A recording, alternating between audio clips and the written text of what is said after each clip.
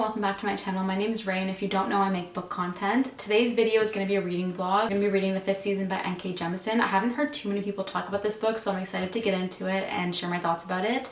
It's a sci-fi high fantasy. I haven't really dabbled too much in either genre, but I'm excited to get into it. I have been wanting to read higher fantasy books, and I think this is a good place to start.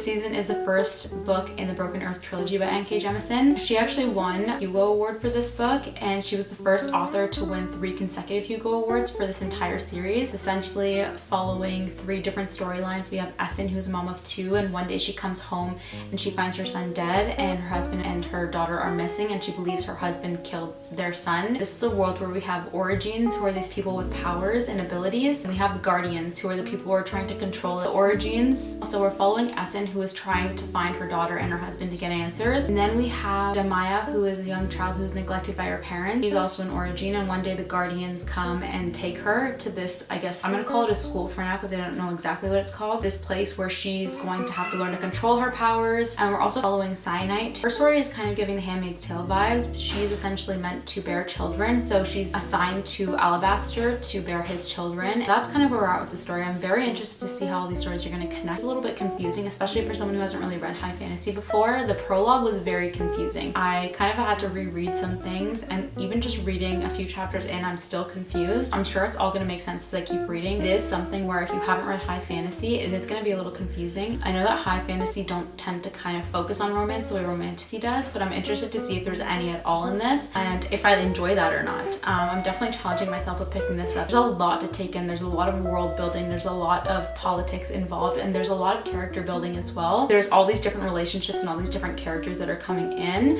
so it's been a little bit hard to keep track. I'm enjoying it so far. We'll see how I feel about it when we get a little more into it. I'm hoping that it starts to make sense, and I'm very curious to see how all these stories are going to connect. I'm excited to continue reading, so we're just going to read for a bit.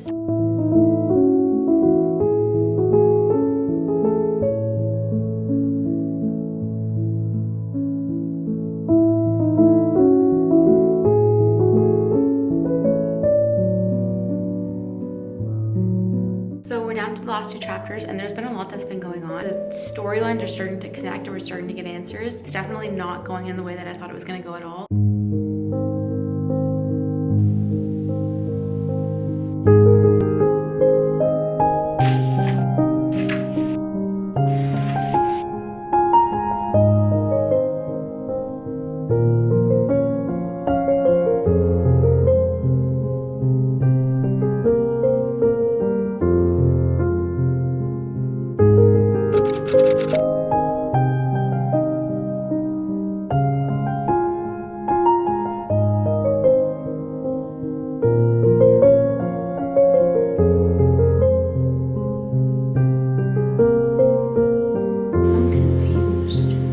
I just finished the 5th season, so let's talk about it. The 5th season is the 3rd book in the Broken Earth Trilogy, set on a supercontinent called the Stillness, which is rocked by seismic activity, some of it devastating to civilization and causing extended winters called the 5th season. So in the story, we have the Origins, who have the ability to draw energy from the earth and other living things to manipulate seismic events. And then we also have the Guardians, who take Origins and train them at the Fulcrum, which is the official home of all the Origins. Guardians are also members of the Order, and they're assigned to watch over Origins and control them, and also kill them if they deem it necessary. Stories split into 3 different stories. One story follows a middle-aged woman named Essen from the small town of Tirimo, and one day she comes home to find her son beaten to death by who she thinks is her husband. Her husband and her daughter are now missing, so she sets out to go find them to get answers. Then we have another story which is following a young girl named Jemisin, and her family's trying to get rid of her after they found out that she is an Origin. And so a man arrives at her family home, and Jemisin thinks that this man is buying her to use her as a slave, but when they leave, he reveals that he's a Guardian and he's taking her her to the Fulcrum to be trained. And the last story follows a young woman named Cyanide. Cyanite's an origin at the Fulcrum, and she's assigned to travel to the coastal town of Elia to help clear up a blockage that they have. And while she's doing that, she's also tasked with conceiving a child with a man named Alabaster, who's accompanying her to clear up the blockage. Alabaster is a very, very powerful origin, so he's been having to try to conceive a child with multiple other origins, I guess, to continue his lineage and his abilities into the next generation. If you're looking for something different than fantasy and looking to kind of dabble into high fantasy, I would recommend this, especially because it was confusing, but I could follow along with it. It's such a beautifully crafted world and so well thought out. I really enjoyed it, even though some of the topics were very heavy and hard to read through. I ended up settling on a 4-star, and I'm really excited to continue the series, and I could see the next one potentially being 5-star depending on where they take the story. But like I said, it is a very heavy book, so if you are going to go into it, I would recommend checking trigger warnings, especially if you're a parent. It's not at all what I was expecting, but it was a very interesting story and a very unique concept, and so different from anything that I've read so far. If you're looking for something unique and different with a different magic system and different world building, she does a really good job at crafting a story, so I would highly recommend it. There is no romance. Like, there's maybe a tiny sprinkle, but there's not really any romance. So if you are someone who needs to hold on to romance, whatever you're reading, then I